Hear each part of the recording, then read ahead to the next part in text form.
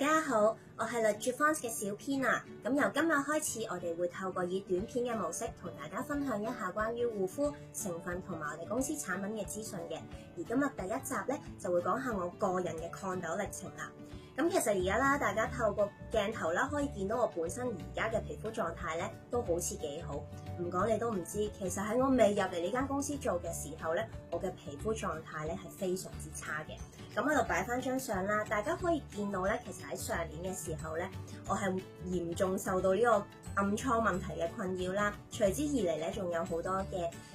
暗粒啊、痘印啊、凹凸洞啊、粗糙啊等等嘅問題。咁其實我自己個人認為啦，就算我哋女仔五官未必好標緻，即係好似我自己咁啦，但係只要我哋皮膚係好咧，其實都可以幫我哋加咗唔少分數嘅喎。咁嗰陣時皮膚唔好咧，好老實講啦，的而且確心情咧係會受到一啲嘅影響啦，同埋個人嘅自信心咧都會有啲低落嘅，即係可能人哋同我講嘢望到我啲皮膚嘅時候，我會左閃右避啦。咁當時咧，我使咗好多錢喺自己塊面度啦，包括去買咗唔同嘅 package 去做 laser 啊、植針啊、facial 等等。咁真心喺我有做嘅時候咧，皮膚咧係會有一個明顯嘅改善嘅。咁但係啦，我自己就覺得啦，可能我冇持之以恆去做，或者種種嘅原因，佢就令到我冇辦法治標。冇辦法去治本啦，咁就咧可能有做嘅時候皮膚會好啲，唔做嘅話咧皮膚又會爭啲，同埋咧啲暗瘡咧就好似打不死咁樣啦，生完又好，好完又生，生完又好 ，non-stop 咁樣咧持續去困擾住我啦。咁直至我入咗呢間公司去做啦，我老細就話：不如你去試下我哋嘅基底活生膠囊啦，話唔定你改善咗水油平衡，可以幫到你嘅皮膚變翻好啲喎。咁嗰陣時我就去研究下呢一隻產品啦，知道原來佢係一個嘅油嚟嘅喎。我心諗，哇，唔係啊嘛，咁大整蠱，我本身已經係油性嘅膚質，生咁多嘅暗瘡，仲要我搽啲油上面，斷估都唔會好啩。咁但係同一時間我諗，咁我又試過 laser， 又試過植針，但係皮膚都唔好，咁不如我搏一鋪試下咧，話唔定可以令到皮膚好翻咧。咁我就係抱咗個咁樣嘅心態啊，即管去試下我手上嘅呢一個產品啦。咁嗰陣時我仲記得咧，喺我開頭用嗰9日嘅時候啦，皮膚冇一個話好明顯嘅變化嘅，除咗你會見到有少少皮膚係真係冇咁鞋啊，滑咗，有翻啲光澤，暗瘡生少咗之外咧，但係咧你都唔會話見到皮膚哇叮一聲變到好靚咁樣啦。咁就直至到我用晒成罌啦。咁就見到皮膚咧有個好明顯嘅改善咯喎，變得真係有光澤咗，同埋咧暗瘡生少咗好多，好開心啦！覺得哇正啊，揾到個產品簡直係救星。咁然後啦有一日喎，瞓醒嘅時候啦，突然之間嗰啲死咗一半啊，死咗一大半嘅暗瘡啊，甚至一啲冇生過嘅地方啦，一夜之間咧生到成面都係，好驚，好唔開心。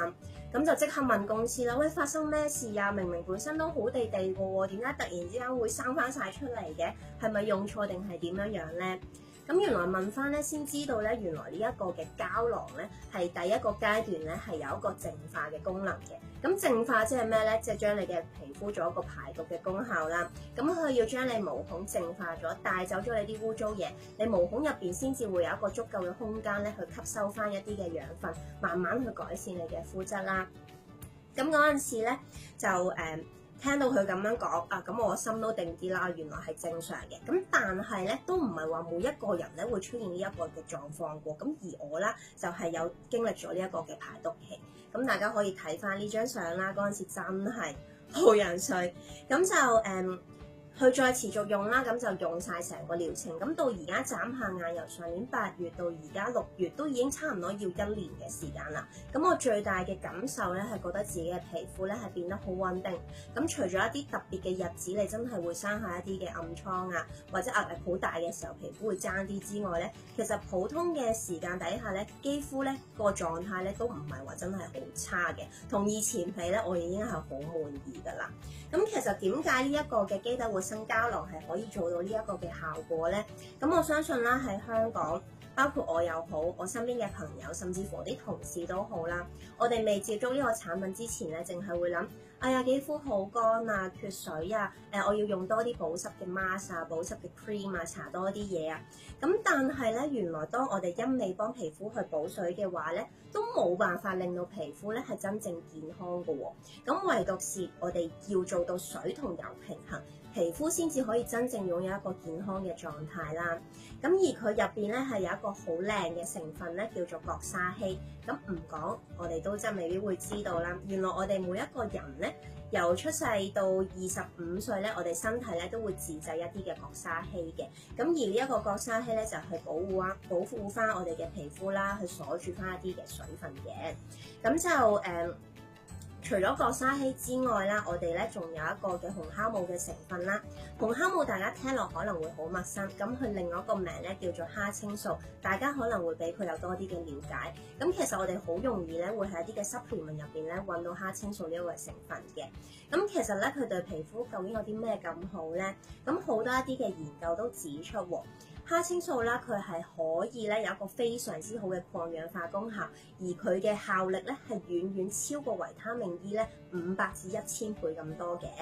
咁佢咧就可以幫我哋嘅皮膚啦去阻礙嚟自於紫外線嘅一啲嘅影響，同埋咧佢係可以起到一個消炎嘅作用嘅。咁啊，除咗有呢一個嘅角鯊烯同埋紅酵母，咁佢仲會有水解膠原蛋白落嚟，有 Q10 等等，咁就幫我哋皮膚啦去加速翻呢一個嘅新陳代謝嘅速度啦，去增加翻我哋皮膚嘅彈性啦，同埋咧係達至翻肌膚咧去到一個水油平衡嘅狀態嘅喎。咁就咧其實好多人都會再問啦，其實夏天咁熱係咪又應該要繼續用油嘅產品咧？其實係嘅喎，講真，我而家係 office 一樣啦，喺冷氣底下，翻到屋企亦都會開住冷氣。咁其實冷氣咧係會 keep 住抽乾我哋皮膚嘅水分嘅。你冇咗水，你去補水，但係又冇嘢去 lock 住啲水分，咁其實你又係會跌翻去一個無限 loop 嘅狀態啦。咁所以咧，無論係冬天又好，秋天又好，甚至乎係夏天都好，咁其實咧，我哋都要時時刻刻咧為肌膚咧去補充翻適當嘅油分，做到水同油平衡。咁當你水油平衡做得好，皮膚就自然好啦。咁今集咧就同大家分享住咁多先，咁啊下集再同大家見面啦，拜拜。